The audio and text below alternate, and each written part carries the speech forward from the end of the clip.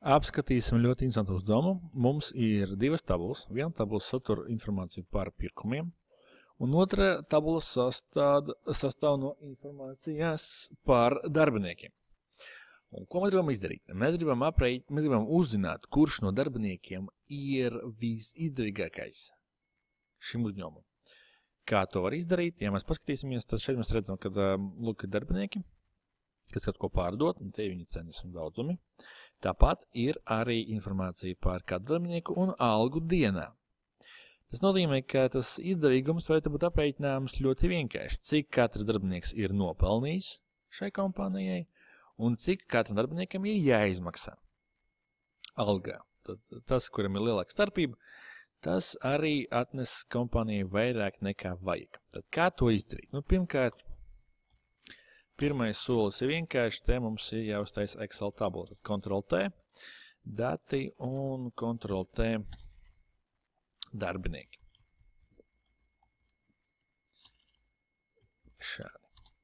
Tad, ko mēs redzam? Protams, ka katra tabula pat par sevi nedod vajadzīgu atbildi. Šajā tabulā nav informācijas par algām, un šajā tabulā nav informācijas par ieņemumiem.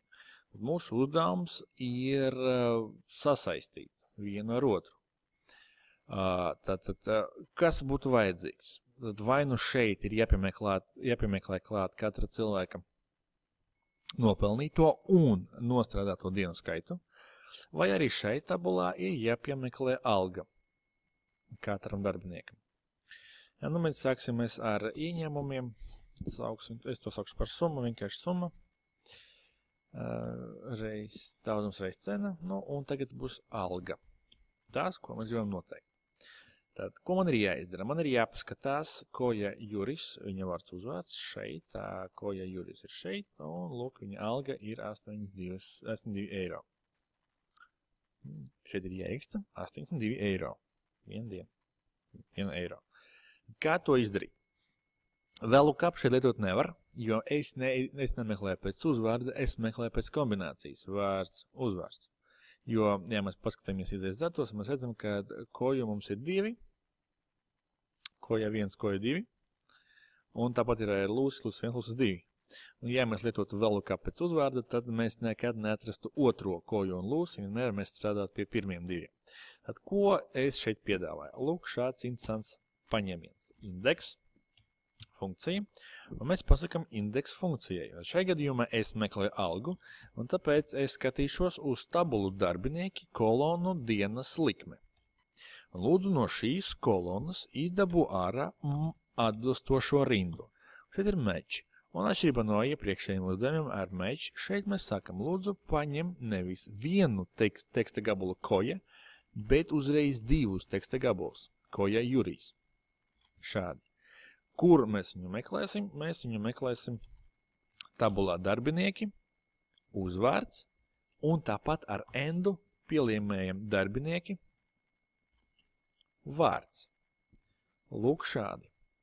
Te meklējam pēc nulles, tikai konkrēta vērtība, un 2 reizes iekvats iet. Kas vēlreiz šeit notiekās? Tagad es šeit meklēju nevis vienu vārdiņu koja, bet teksta gabula Koja Jurijs kopā. Kur es tev meklēju? Es to meklēju nevis 2 stabiņos vārds uzvārds, bet vienā stabiņā, kur ir vienkārši teksti salimeti savā starpā. Tad viens teksts un viens stabiņš. Un ja es nospiedīšu Ctrl+Shift+Enter, jo šeit man ir masīvi, Ctrl+Shift+Enter, lūk, es iegūšu algu katram darījumam. Ja mēs kārtosim datumus augošā secībā, oldest and newest, tad mēs pamanīsim ļoti interesantu lietiņu. Piemēram, šeit Lūsis Māris 1 diena un 2 reiz viņam ir aprēķināta alga. Ko tas nozīmē? Tas nozīmē, ka kad es lietošu Alt+V un gribēšu uzzināt kopējo algu,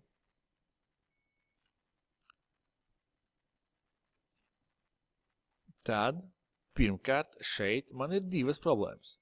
Redziet, te mums ir tikai 1 koja, nevis 2. Mums ir 1 lūsis, nevis 2. Mēs zinām, ka tāda ir.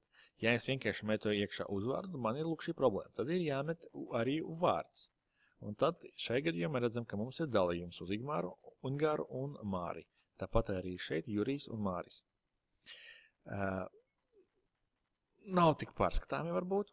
Ja, ko mēs šeit varam izdarīt? Šeit mēs varam aiziet uz design un pie report layout pateikt, ka man vajadzētu show in tabular form. Jāvaram mazliet labāk viena rindiņa. Ejam tālāk. Šie total mums arī nav vajadzīgi, tāpēc mēs varam aiziet uz subtotals un do not show subtotals. Un pēdējā darbība ir, lūk, šie te divi elementi teikt. Es gribētu, lai koja būtu visur, report layout, repeat all item labels. Lūk šādi. Nu, un tie cilvēkam nepatīk varbūt tie mīnusiņi, viņus arī var novākt ar analyze plus minus buttons. Ja, tas būtu šeit. Labi, nu mēs ieguvām šo rezultātu, baigi forši, bet atkal zinot to, kad dažos gadījumos, piemēram šeit mēs redzam Jurijs, ja, mums bija, kur viņi bija, Lūsis, Māris, divas reizes, ja mēs paņemsim Māri un divreiz noklikšanāsim uz šīs summas, mēs tiešām redzēsim, ka ļoti bieži mēs Mārim pārmaksājam. Šeit mēs maksājam divas reizes, kaut gan viņam vajag tikai vienu reizi.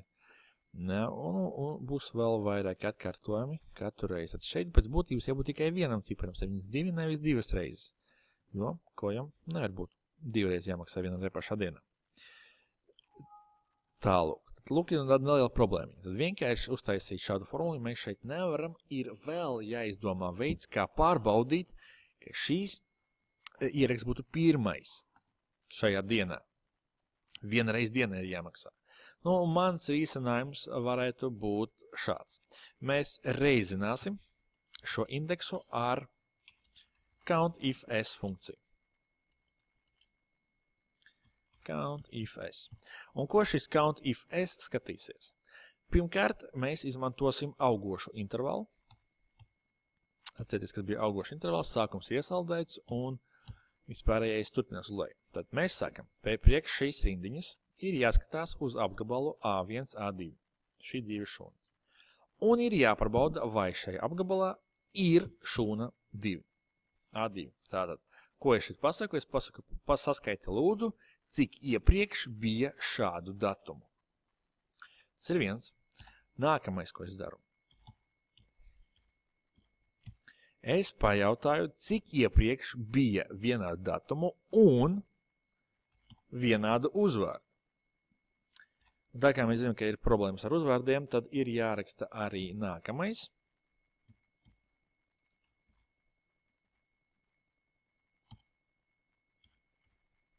Šādi.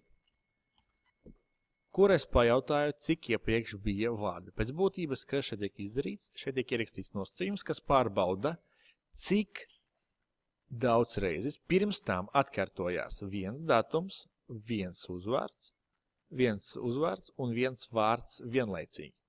Un šajā gadījumā, ja mēs to iezīmēsim, mums pēc F9, viņš pateiks, ka tas ir viena reize. Viena reize, tas ir labi. Tad tālāk es pirkstu lūk šādu lietiņu. Tad ko es šeit gribu panākt? True vai false gadījumu. Ja datums parādās ar šo cilvēku vārds uzvārds vienreiz, tad tur ir true. Pretējā gadījumā tur ir false. False ir 0, true ir 1, tas nozīmē, ka šeit būs normāls reizinājums, normāls cipars, pretējā gadījumā būs 0. Ctrl Shift Enter un skatāmies, kas notiekās. Lūk, šajā gadījumā mūsu kontrols skaitlīts šeit Māris. Sākam reiķiņam ir kaut kas samaksāts, tad špuk, vairs nav samaksāts. Un viņam vairs nav jāmaksā. Te ir tas pats. Ja? Te ir Jurijs. Te ir jāmaksā, te nav jāmaksā. Jo tā pati diena. Kaut gan, piemēram, šajā gadījumā te arī tā pati diena, bet nesakrīt vārds ar uzvārdu, tāpēc neko nevajag mainīt. Nu, un tā mums tālāk arī tā visu laiku notiekās, ka vienā un tajā pašā dienā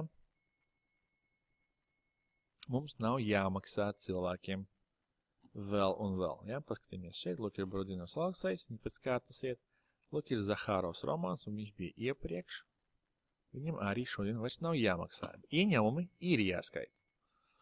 Aizējam šeit, nospiežam šeit refresh, un redzam, ka cipari mazlietiņi izmainījās. Tā, nu, piemetīsim klāt mums summu. Tā ir summa. A starpā beigās, ok. Un šī ir alga. A starpā beigās, ok. Nu, un tad mēs aizējam uz calculate field un apēķinām peļņu. Peļņa. Nu, peļņa mums ir vienkārši. Peļņa mums ir summa mīnus alga. Ok. Lūk, ir rezultāti.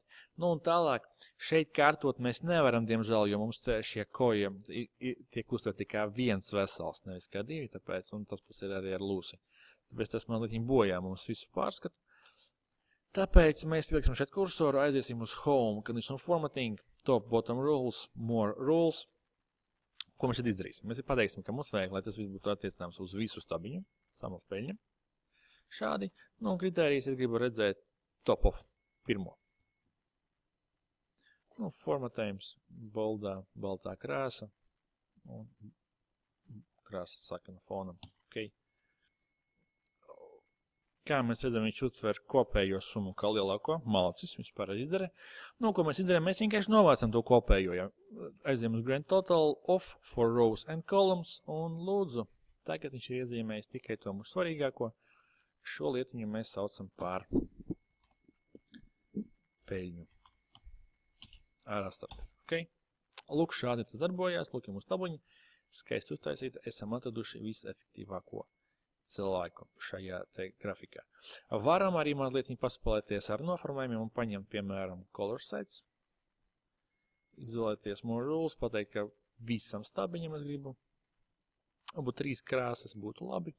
Nu, un lūk šādi, jā, mēs to varētu 3 krāsās. Ok, lūk, pārskatāmāk zaļā krāsa, vislabākais, nu, un tad uzsliktāko pusi. Ja mēs pamēģināsim šo lietu kārtot, ja, mēs to varam izdarīt, more sort options, sending pēc peļņas, ok, mēs iegūsim, lūk, šādu nelielu badziņu šeit beigās, tāpēc, ka lūsis ir otrais labākais, kopā ar brāli viņu iemet šeit.